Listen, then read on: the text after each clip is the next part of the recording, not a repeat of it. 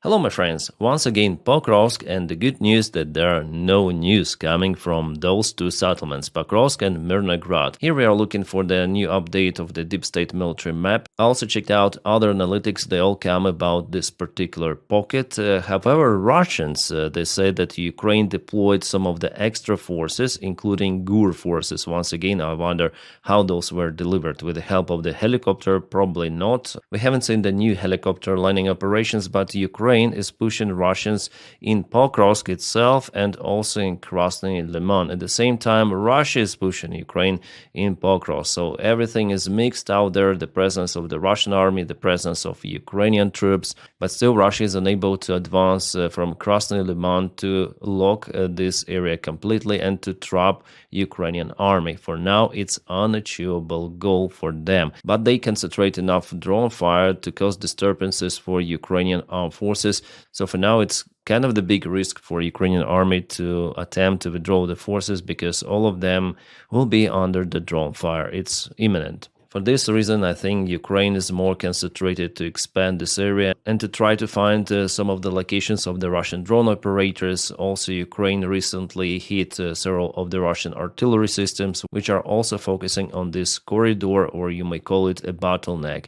Well, the corridor itself could be wide like this one if we take the red area, or gray zone, it's like this, way narrower. But the main thing that it is still out there, and I see the attempts of the Ukrainian army to provide good way out for our forces from Mirnograd and Pokrovsk. That's the most important thing about this general operation of, let's say, defense of Pokrovsk and Mirnograd, but finally Russians will occupy those two settlements. I think maximum couple of weeks, as Donald Trump likes to say. Well, if you go a little to the north, there is a real encirclement of the Russian armed forces. Yeah, not many of the troops are deployed in this forest line, but they try to leave and exit this area, even towards Shahava. They're in desperate, but probably they'll have to surrender, or they will be flatlined. Here's the Ukrainian territorial gain in this sector, and it's great, guys, that we see the Ukrainian advancement, not the Russian one. Every day that I update the map, I'm hoping that Ukraine gets more ground and Russia loses it, but in most of the variants, of course, Russians take more territories, little by little, but they do it. But for the last 24 hours, they had no any sort of the propulsion in this pocket, which is great. You see, Ukraine is very active with armed forces. You may click on all of those marks and check out the real videos coming from the front lines. Well, this one was posted, I think, 3 days ago. Then Ukrainians advanced to Pokrovsk, central part of it, from the Skela 125th Brigade, and they put Ukrainian flag. Awesome. Plus, as I say to you, Ukraine hit some sort of the artillery system in this area. Russia is using artillery to cut supplies for Ukraine. Well, it was geolocated. Here's the video itself. Yeah, this is the Grad system that was traced by Ukrainian drone and hit kaboomed. But let's go to another direction. For example, in Vovchansk, there Ukraine lost the artillery system, which was used to hit Russian army advancement in Vovchansk. Vovchansk was without any actions for maybe a couple of years, but for the last week, Russian Z army managed to occupy the part of the forest, and they also went into the settlement itself. They even put their flag there. As you see, they help also with their aviation gliding bombs, some of them maybe even Iskander missiles. With this attack, Vovchansk is being divided in two of the parts. We have also the confirmation from the Maiko 73. It was his interactive map, and you may check out the link to find out his social media where he posts all of that, and also there is the link for his map in his Twitter. So we see that Ukraine doesn't have enough resources to compensate those Russian strikes elsewhere. Well, unlike in Pokrovsk, in Vovchansk, it's just a minor attack for now at least, and Russia doesn't use big forces for this one. Where Russia moves quite fast is in Dnipropetrovsk, Zaporizhia and Donetsk. So here is the move every day, expansion of the gray zone. They also very close to Nova and Novospenivske, the recent update over here. So Pokrovsk direction is kind of concerning. The battle for the settlement will start the next year at the very beginning, as well as the battle for Konstantinivka. Now Russia tries to reach the settlement, attacking from the south from Toretsk. Guys, I'm very surprised that despite all of those issues in Ukrainian army, our defenders are capable to keep Pokrovsk and Mirnograd. They're not yet being trapped. Don't believe the Russian propaganda, at least by the time I'm recording this video and you see it. Our guys still have the way out and the way in. Yeah, it's not the perfect way. That's why Ukraine is working to expand it and to make it more safer for Ukrainian army to leave the area. But unfortunately, it's the only way out. And here in this video, I want to tell about one of those most important issues in Ukrainian army. As the commander of one of the drone units, Igor Lutsenko, wrote, here is his text in Ukrainian, here's some sort of the explanation, but the figure is just astonishing. The last month, October, 21,602 soldiers of Ukrainian army left positions or military branches, and this is the official figure, so it means that the prosecution office, here's the number of the prosecution cases opened against particular individuals. And guys, it's nothing wrong with those guys. It's the full-scale war, and it is understandable why those guys are leaving the positions. This information is spread around now. We have all those graphs showing the cases of the SZC, it's called. I'm gonna lower my image like that. So this year, it's the record high. Each month, 15, 14, 15, 17, and now 21,000. Yeah, it was the last month. It's the record high number for those people who are leaving military just like that without any order because they don't want to fight. And our volunteer Sternenko, who is the biggest drone volunteer in Ukraine, he pointed out this situation. So a critical problem in the armed forces of Ukraine, record number of SZC. So it's the voluntarily leave, and also there are some of the deserters in October and the last year. This year. I think it's incorrect translation. It's this year. It's the record one. Well, Sternenko also says that it is happening not because people are bad, but because the system in Ukraine with all of this mobilization and the army system itself, it is not reformed. It is not working properly. There are multiple of the commanders who neglect the lives or even humane behavior towards soldiers, towards the younger officers. They send sometimes people in Russian-style attacks, meat waves, and sometimes they receive those kind of the orders from above. The difference now that before in 2022, 2023, there were many volunteers who joined the Ukrainian army just like that, but now there are not so many volunteers, and Ukraine as the government and the Ukrainian military as an institution, they didn't do anything to motivate Ukrainian people to join with at least anything. Well, Sternenko says it right that the allowance even for Ukrainian soldiers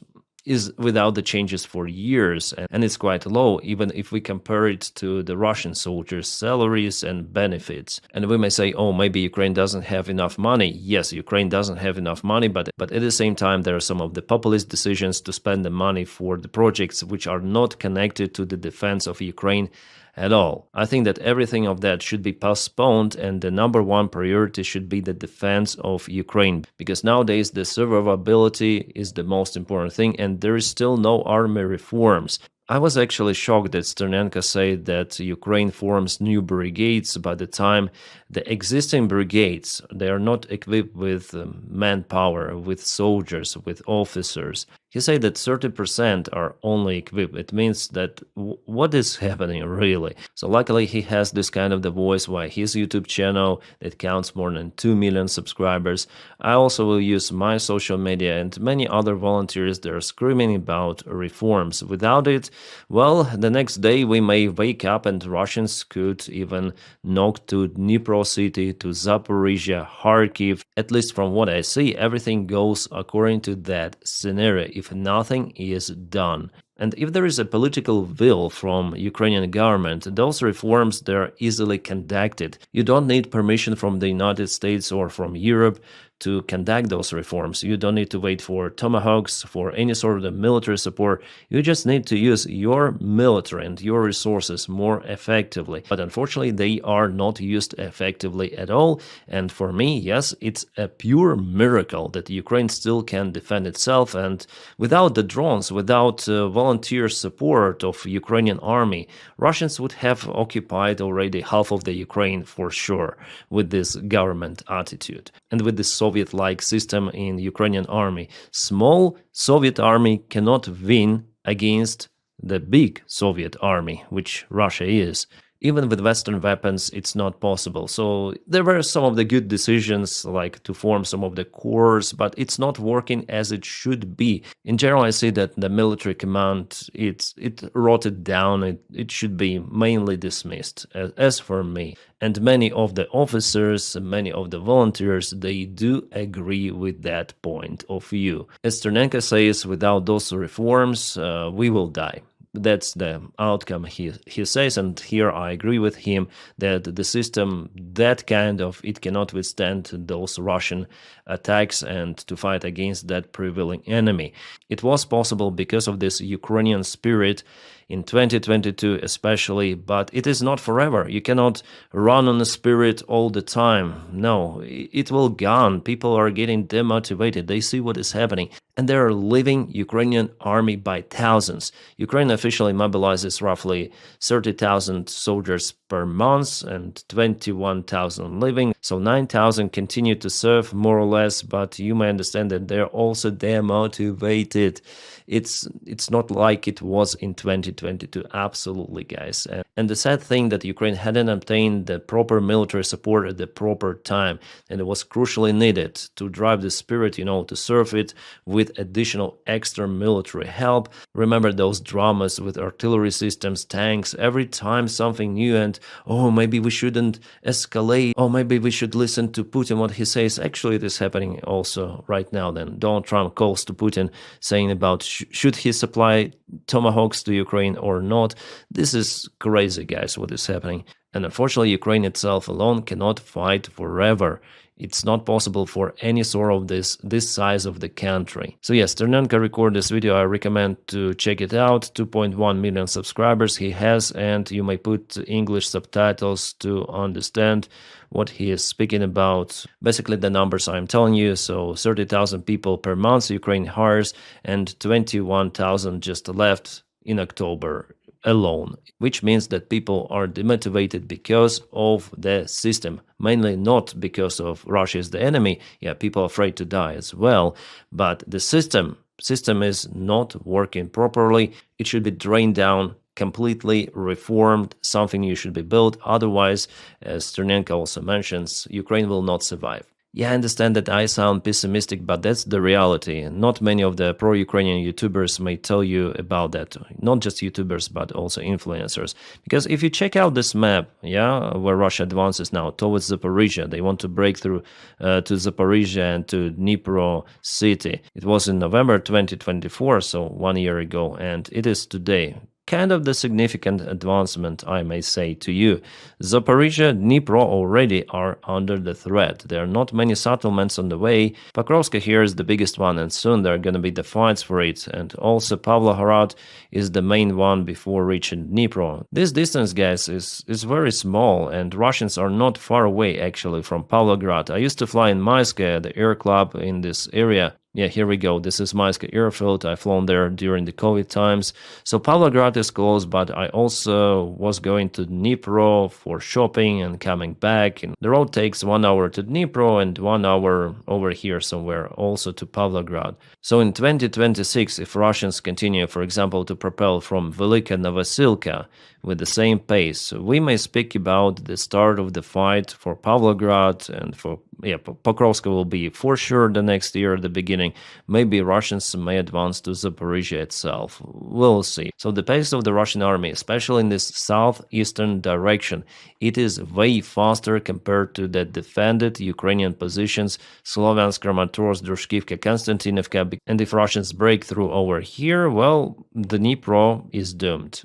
Absolutely. So that's why it's important for Ukraine to defend this agglomeration of the cities. That's why Zelensky doesn't agree to give those territories to Putin, because first of all, it's a betrayal of the country, violation of the constitution, and obviously giving the most fortified area to Russians. It's a very, very stupid move. So yeah, the situation in general is not that great as it could be. And knowing this trend, if there are no any changes, guys, Russia will occupy way more Ukrainian territories, unfortunately. For now, I'm not saying about the collapse of Ukraine, but the territorial gains will increase if there are no changes.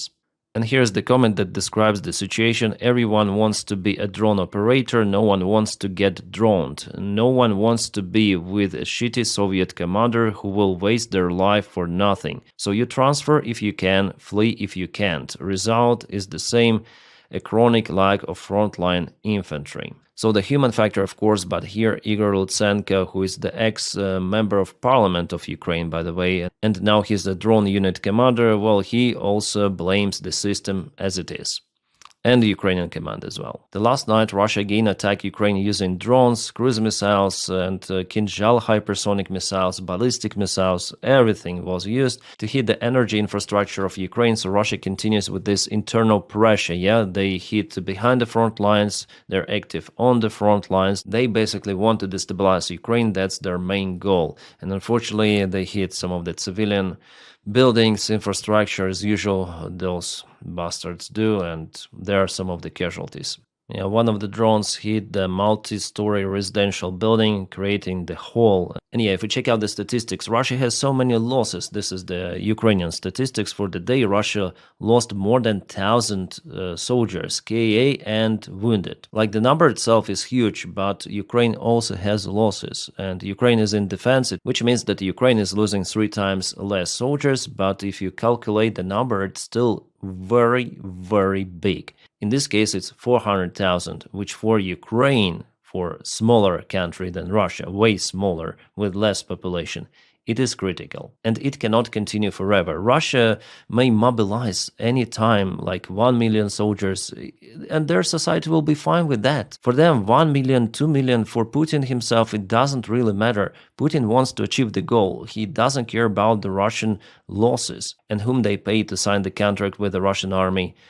Mostly alcoholics. Yeah, Russia has a very capable part of the army, but also those whom they use for straightforward mid-wave attacks, and they have multiple of those individuals in Russia still. So of course those losses, they matter for Russia, yes, but not that much as for Ukraine. Also, the interesting thing about Pavlograd that it's the location for Ukrainian explosives manufacturer, the only explosives manufacturer in Ukraine. The chemical factory is out there. Russians already tried to reach it, but Ukraine probably deployed the air defense. For now, it is functioning. So if Russia gets closer to that facility, now they're 80 kilometers away, but if it is roughly 40, they'll be able to hit it with everything they have. Artillery, drone strikes, so Ukraine will lose the capabilities to produce its own explosives and will have to rely on the Western military help completely. So Neptune missiles, those prospective Grom missiles, all of those projects will not be working any longer. Well, as for Flamingo, it uses the Soviet-made aviation bombs inside. Well, Ukraine still has many of those. Yeah, it's not a secret. I take it from the Russian channels, so those photos and this information, basically, which was spread initially by Western media. This facility produces rocket engines and rocket fuel and also components for explosives. So with this comes the threat for multiple of the Ukrainian projects in military sphere. Meanwhile, Ukraine hit a couple of the Russian substations in the central part of Russia. Both of those are critical for those Russian regions. Also, Sterlitama chemical factory was attacked and the refinery in Saratov. Russians are just in shock what is happening in their country. Why? Well, maybe because special military operation goes according to plan. Oh, nice one. In Crimea, Ukraine hit the Russian S-400 air defense system. Awesome. Did I tell about it before? No, I think it's the very fresh video. Ukraine used FP2 drones. Yeah, definitely it's the triumph Russian best air defense system S-400, which was kaputted. Absolutely crazy fat target, and our guys are very successful. Awesome. To some other news, Orban visited the United States of America and met with his fellow Donald Trump. Well, the initial information in the press says that the United States of America may make an exclusion from sanctions for Hungary to continue to purchase Russian oil without any sort of the secondary sanctions applied. It means that those sanctions basically worth nothing because some other countries and companies may try the same. So they are good friends with Donny as well. Modi may call to Donald Trump, may we have some of the exemptions, please. Chinese leader Xi Jinping as well. And what they basically need to do to get those exemptions is to tell to Donald Trump how good president he really is, how he stopped 8 wars, and so on. As you see from the Orban's visit, Donald Trump is pretty much manipulated still. But it's not yet 100% that Orban will get his exemption. Oh, kind of the good move from the United States of America. They're going to buy 1 million drones for its army. They already understood that without the drones, you cannot win the modern-day war. I just wonder about the quality of those drones and their price, because it could be way higher than Ukraine purchased those as the spare parts also from China. Yeah, guys, some mixed news for today, not so positive, but I'm here to tell you the truth as it is. And thank you so much for your kind support on Patreon. The link for my Patreon page is in the video description just below, or you may join membership of this YouTube channel just clicking the join button somewhere here below this video. And if you don't have the opportunity to support me financially, you may just press like to this video and subscribe for the channel, because it helps YouTube algorithms to propel this video elsewhere on the platform. My friends, I wish you all a peaceful sky wherever you are, and have a great time.